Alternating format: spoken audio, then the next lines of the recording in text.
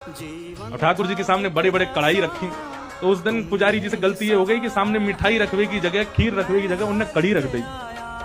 कड़ी रख दी, कड़ी के पीछे चावल रख दिए, चावल के पीछे मिष्ठान रखा और सब सजा दिए सामने। और सजा करके रसोई घर की किवाड़ लगा के 45 मिनट का भोग लगता है, 45 मिनट के लिए पुजारी जी चले गए। 45 मिनट बाद जैसे ही पुजारी जी भीतर आए तो क्या देखा, सिंहासन पर ठाकुर जी है ही नहीं।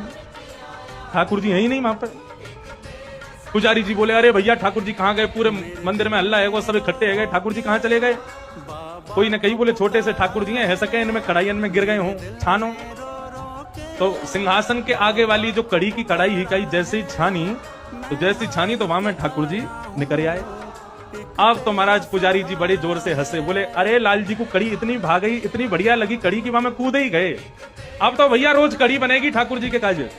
अब तो कोई भी उत्सव हो, कछु भी हो, रोज कड़ी बन रही है, रोज ठाकुर जी के आगे कड़ी रखी जावे। 10 दिन तक रोज कड़ी रखी तो 10वें दिन रात में सपने में पुजारी जी के सपने में ठाकुर जी आ गए और रोन लगे जोर जोर से।